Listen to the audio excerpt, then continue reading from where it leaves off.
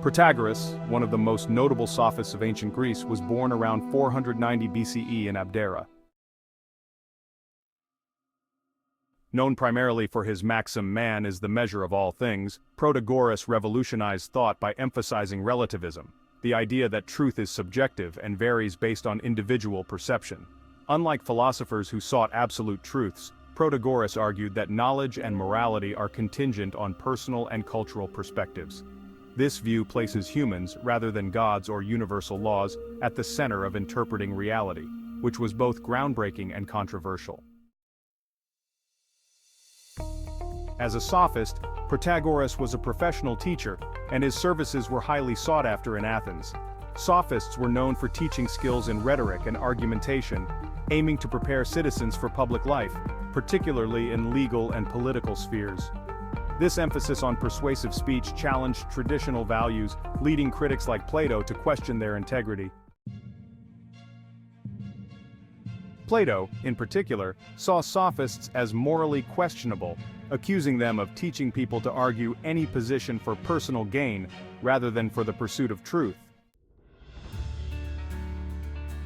However, sophists like Protagoras contributed significantly to democratic culture in Athens by empowering people to articulate and defend their ideas. Protagoras' concept of relativism also extended to ethics.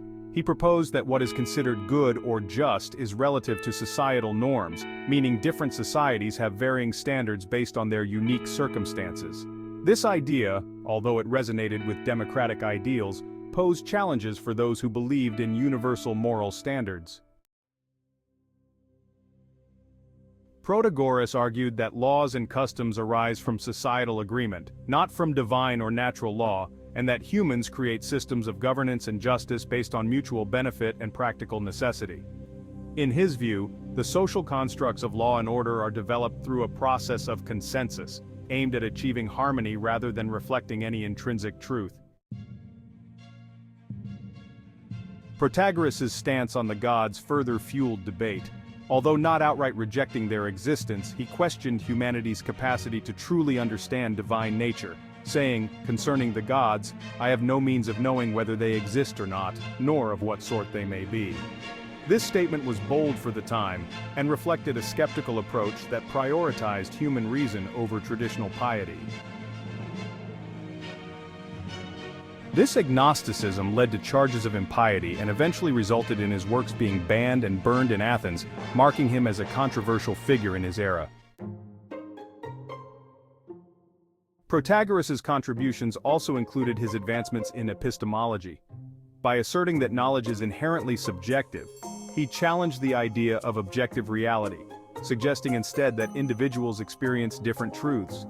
This aspect of his philosophy anticipated ideas in modern relativism and has had a lasting influence on thinkers in various fields, including ethics, anthropology, and psychology.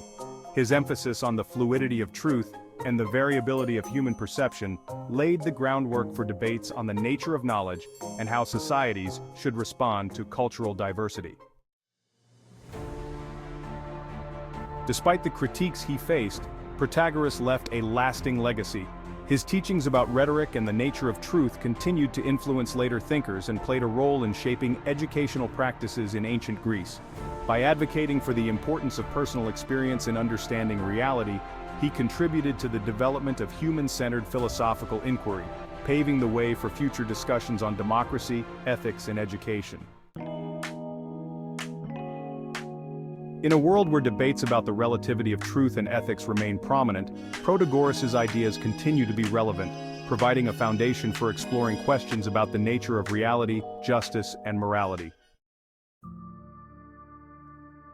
In sum, Protagoras' work challenges us to consider the importance of perspective in our understanding of the world.